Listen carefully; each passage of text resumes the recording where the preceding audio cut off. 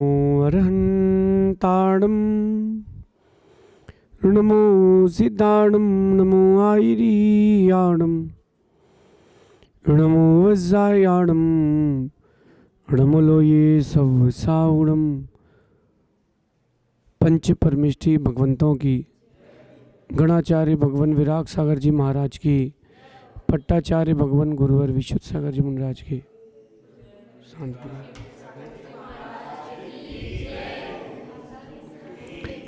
या हम सभी अपने जीवन में सुख और गुणों की अभिवृद्धि के लिए नीति के विषयों का श्रवण कर रहे हैं। नीतिकार हमें सिखाते हैं कि कभी भी किसी के बारे में भी कुछ भी कहने के पहले व्यक्ति को एक बार ज़रूर सोचना चाहिए, और अगर वो कोई बड़ा हो, पूज्य हो, तो एक नहीं, 100 नहीं, 1000 बार सोचना चाहिए। क्योंकि जुबान से निकले हुए शब्द वापस नहीं ले पाते। बाकी सब चीज़ें वापस ले सकते हो आप। किसी ने कोर्ट केस कर दिया, पेपर्स वापस ले लिए, किसी ने FIR कर ली, राजीनामा कर लिया, लेकिन जो शब्द आपके मुख से निकल चुका है वो आप वापस नहीं ले पाओगे। वो शब्द आप वापस नहीं ले सकते, बहुत कठिन है। और व्यक्ति को आप मना भी लो कि चलो बातें ख़त्म करते हैं, तो आप व्यक्ति को मना भी लो, कोई बात नहीं, लेकिन वो शब्द उसके मस्तिष्क में रह जाते हैं। सार इतना है कि स्थितियां बदल जाती हैं, बातें रह जाती हैं। तो क्यों ना बोलने के पहले ही सोचा जाए और सोचने के बाद ही बोला जाए। एक टीवी सीरियल आता था बचपन में, तोल मोल के बोल।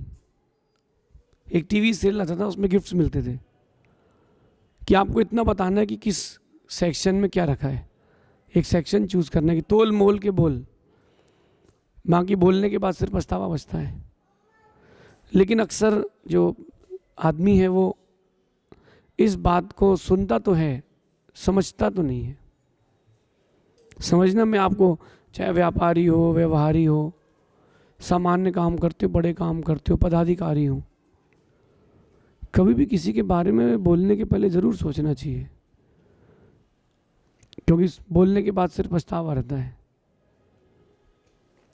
रावण ने कितना समझाया सीता को, कितना रिझाया सीता को, बहुत मनाया, सीता कहाँ मानी। इस बीच में रावण ने क्या क्या नहीं कहा, राम के लिए हो चाहे किसी और के लिए हो, क्या क्या नहीं कहा। लेकिन राम ने कभी भी दुर्वचनों का प्रयोग नहीं किया। रावण के पास दूत को भी भेजा तो यही बोला कि आप त्रिखंडाधिपति हैं, आपकी कुशल क्षेम, और आखिरी में गलती से आप किसी और की पत्नी समझ करके सीता को उठा लाएं, उसको वापस कर दीजिए। ये राम के शब्द। और रावण के शब्द कि उसके नाम के आगे श्री मत लगाओ, ये दुर्भावना के शब्द हैं, एक सद्भावना के शब्द हैं। आपकी भाषा आपके भावों की अभिव्यक्ति है। करने के बाद आप कितनी वकालत कर लो, शब्दों को कहने के बाद आप कितनी वकालत कर लो, या गलत क्रिया करने के बाद आप कितनी वकालत कर लो, गलत तो गलत है और सही तो सही है। ना आप सही को गलत कर सकते हो, ना गलत को सही। हाँ, कहने के लिए आप स्वतंत्र हो, कहने के लिए आप कुछ भी कह सकते हो। कुछ लोग ऐसे भी देखे हमने जो दूसरों के बारे में कुछ भी कहने से डरते नहीं हैं। कुछ लोग ऐसे भी देखे मैंने, वो दूसरों के बारे में कुछ भी कहने से डरते नहीं हैं। उनको कोई डर नहीं है, ना उनको भगवान से डर लगता है, ना गुरुओं से, ना कर्म से। वो छोटा हो या बड़ा इसको कुछ नहीं देखते हैं। उनके मन में जो आ गया सो उन्होंने बक दिया। ये ऐसे जो लोग होते हैं, ये लोग ज़्यादा दिन तक ऊंचाइयां नहीं छू पाते। कारण क्या है? कारण ये कि जब उनको कहने की आदत हो जाती है तो एक ना एक दिन वो अपने को भी कह देते हैं। एक व्यक्ति ने, छोटे इलाके में रहता था, उस व्यक्ति ने क्या किया, अपने बच्चे को गाली देना सिखाया। छोटे बच्चे तुतली आवाज़ में, जो भी निकले उसको बोले, जो भी यहाँ से निकले सामने जैन मंदिर था, तो जो भी यहाँ से निकले एक बार थूकना और गाली बकना। तो उस बच्चे ने चालू कर दिया। 2 साल के बच्चे से लोग इग्नोर करते गए, चलते गए। 8 साल का हो गया वो बच्चा, जो भी निकले उसको गाली दे और थूके, ज़मीन में सामने थूके और गाली बके। लोग समझदार थे, लोगों ने रास्ता बदल लिया। लेकिन बच्चे को ये नहीं बताया गया था कि करना क्या, उसको ये बताया गया था गाली देना है और थूकना है। अब वो बच्चे को गाली देने की और थूकने की आदत हो गई। करते करते होता रहा, चलता रहा, चलता रहा, चलता रहा, चलता रहा। लोगों ने तो रास्ता बदल लिया। अब बच्चे को आदत तो हो चुकी थी गाली देने की और थूकने की। अब कोई मिले नहीं तो उसने पिता को गाली देना चालू कर दी और उसके ऊपर ही थूकना चालू कर दिया। अब पिता किससे क्या बोले, क्योंकि सिखाया तो उसने ही था। जो दूसरों के बारे में कुछ भी कहने से डरते नहीं है, एक दिन धीरज रखना। अगर वो तुम्हारा अपना है तो तुम्हारे लिए भी एक दिन बोलेगा। चक्र घूम के आता है, ये पूरा चक्र घूम के आता है वापस। न मानो तो आप वर्तमान की परिस्थिति देख लो। जो पहले कभी किसी के लिए कहते थे, आज वो एक दूसरे के लिए कह रहे हैं। पहले उनसे बुलवाया जाता था, उनका सुना जा रहा है। ये परिस्थिति है और ये चलेगी आगे भी, क्योंकि आदत हो चुकी है और आदत इतनी जल्दी बदली नहीं जाती। एक बार आदत लग जाए ना तो वो आदत इतनी जल्दी बदली नहीं जाती। इसलिए मेरा कहना है उन कुछ लोगों में आप लोग ना आ जाएं, क्योंकि उन लोगों को तो समझाना नामुमकिन है। उन कुछ लोगों में कहीं आप लोग ना आ जाएं, बस इतना सा ध्यान रखना, क्योंकि वो किसी को भी कुछ भी कहने से डरते नहीं है। मुख में आया और रखा, अरे भाई ये तुम्हारा मुख है, कोई नाली तोड़ना है कि जो बहाया जा रहा है वो निकलता जाए। और खासकर तब जब आप एक ऊंचे पद पे हो। बड़ा व्यक्ति छोटे के लिए अपशब्द नहीं कह सकता, उसकी गरिमा गिर जाएगी। छोटा कह सकता है। अगर छोटे ने कह दिया, उसने माफ़ी मांग ली, तो कोई बात ही नहीं है, छोटा है। अपन पढ़ते भी हैं कि क्षमा बड़न को चाहिए और छोटन के उत्पात। तो बड़ा अगर कोई पद में है, प्रधानमंत्री जैसे पद में है, आचार्यों के पद पे है, अथवा कोई ऐसा व्यक्ति, बड़ा व्यक्ति है जो सर्व मान्यता की ओर है, ऐसे व्यक्ति को अपने शब्द कहने के पहले सही में सोचना चाहिए। एक सामान्य कार्यकर्ता ने अगर किसी को कुछ कह दिया है तो माहौल संभाल सकते हो, लेकिन अगर एक बड़े पद के धारी ने कार्यकर्ता, सामान्य कार्यकर्ता को कुछ कह दिया है तो संभालना मुश्किल हो जाएगा, क्योंकि गलती नहीं देखी जाएगी, वहाँ पद देखा जाएगा। इसलिए थोड़ा सा जबान संभाल के। और बड़े लोगों को तो खासकर इस बात का ध्यान रखना ही चाहिए कि मेरे शब्द मुझे बड़ा बना करके रखें, मेरे शब्द मेरे पद को गिरा ना दें। एक फेस और आपको लेकर चलता हूँ मैं। एक फेस और ऐसा आता है कि जो कई लोग ऐसे भी देखिए हमने, जो स्वयं गलतियां करते हैं बड़ी बड़ी, और उन गलतियों को ढांकने के लिए क्या करेंगे, तो क्या करते हैं, दूसरों की गलतियां बताते हैं। नए भी हो तो वैसा प्रेजेंटेशन देते हैं, क्यों, ताकि अपनी गलती ढक जाए। झूठ बोलना, मायाचारी करना, फरेब करना, गुरुओं के, आचार्यों के जिनवाणी के विपरीत कहना, ये इनके लिए नॉर्मल है, इनकी हैबिट है। कुछ नहीं कर सकते आप। जिसको चोरी की आदत हो जाए ना, तो वो अगर छोड़ भी दे चोरी तो क्या करेगा, चाय पीने जाएगा अगर किसी के यहाँ दुकान में, तो 6 लोग चाय पियेंगे, 1 कप मार लाएगा। होटल जाएगा, खाएगा, धीरे से चम्मच पहुँचेगा, जेब में रख लेगा, जबकि वो 1 चम्मच से वो बहुत कुछ नहीं कर पाएगा। वो एक कांच की छोटी सी गिलास 10-15 रुपए की आती, उससे क्या चोरी कर पाएगा, लेकिन वो हैबिट हो चुकी है। ऐसी कुछ लोग होते हैं जो अपनी गलतियां ढांकने के लिए सब काम करते हैं। आप लोग भी करते हो। अगर व्हाट्सएप ग्रुप जब चलता है, किसी ने कोई चीज़ विपरीत डाल दी, तो आप अपने 20 लोगों को रेडी करते हो कि यार फटाफट मैसेज डालो, ये चीज़ नीचे हो जाए। करते कि नहीं?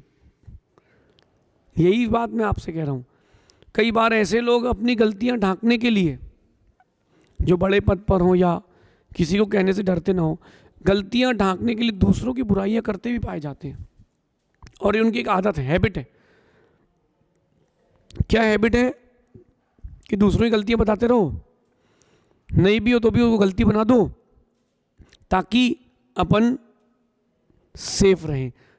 कभी आपने सैनिकों की चर्चा की हो या देखा हो, सुना हो, जब एक तरफ से दूसरी तरफ सेना जाती है तो उनकी पैरों की आवाज़ सुनाई ना दे, इसलिए वो खाली हवा फायर करते हैं टैंक वगैरह से। क्यों? ताकि मालूम न चले कि सेना की टुकड़ी कहाँ से कहाँ जा रही है। ये कुछ ऐसे ही लोग होते हैं, वो अपनी गलती ढांकना है, अपनी बुराई ढांकना है तो दूसरों की बुराइयां करते हैं।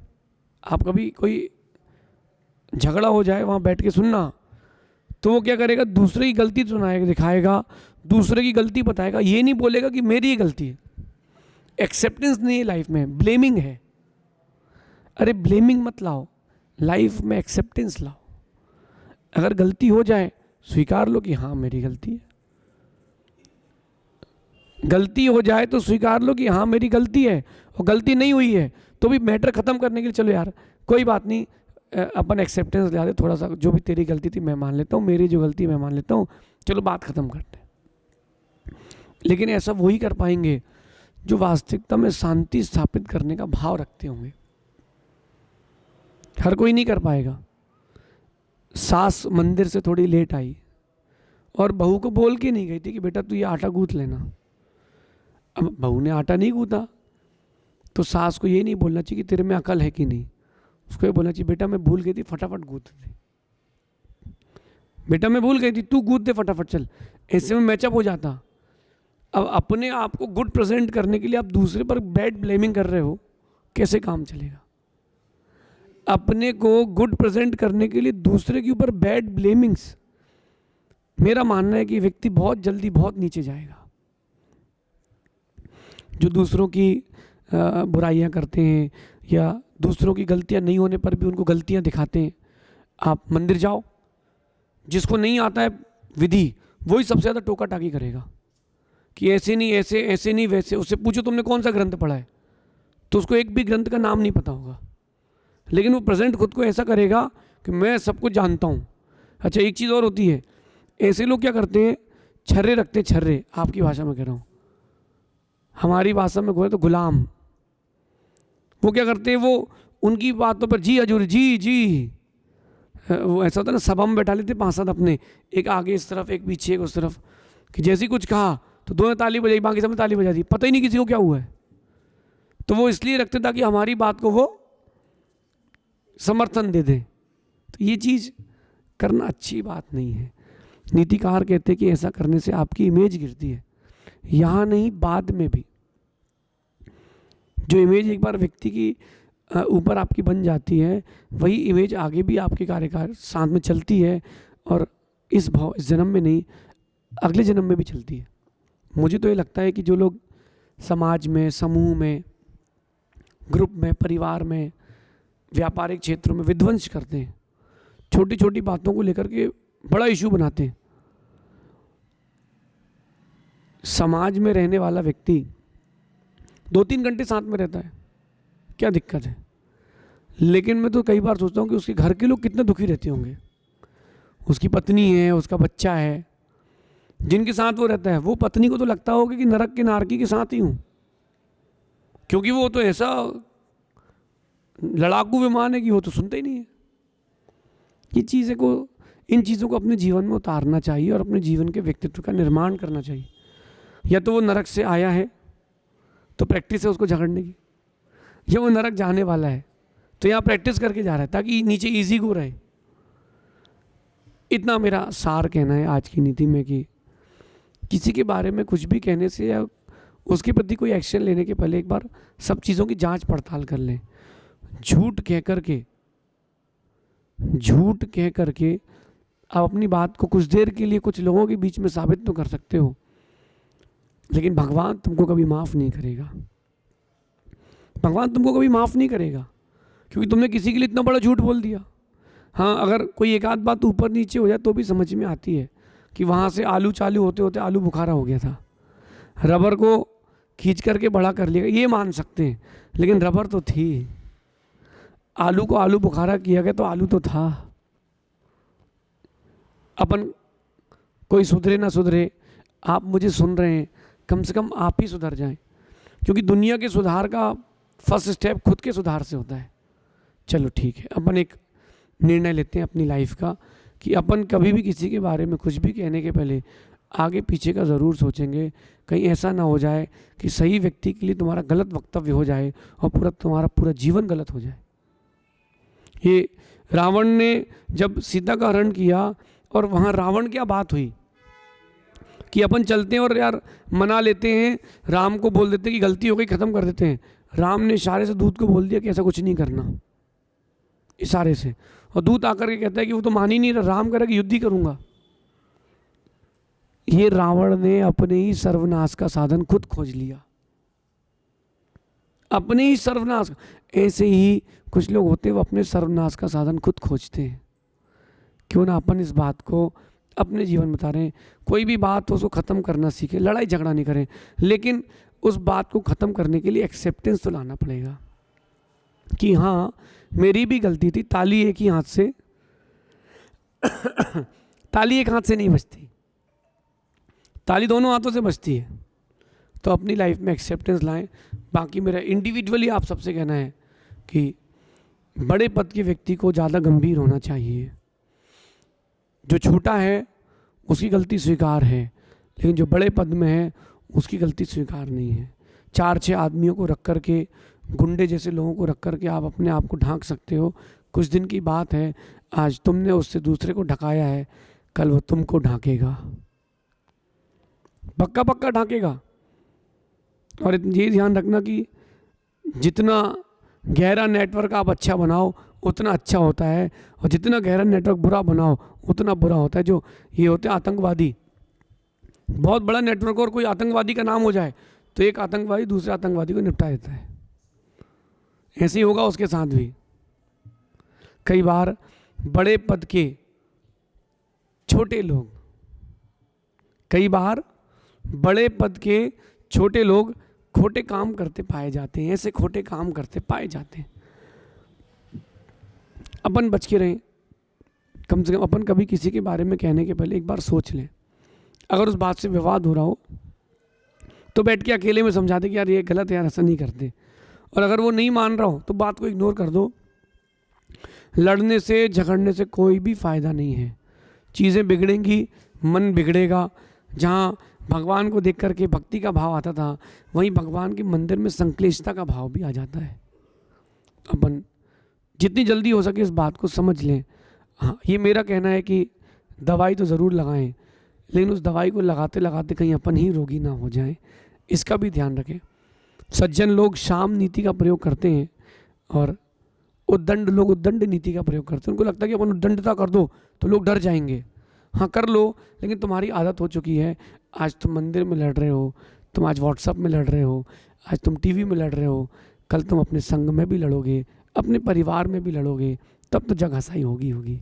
इसलिए अच्छे शब्दों का प्रयोग करें। अपना क्या जाता है, मीठो मीठो बोलता रहो, काहीं बिगड़े रे थारो काहीं बिगड़े। अच्छे शब्दों का प्रयोग करें, अपना नाम अच्छे लोगों में आएगा। शेष आगे देखेंगे। भगवान महावीर स्वामी की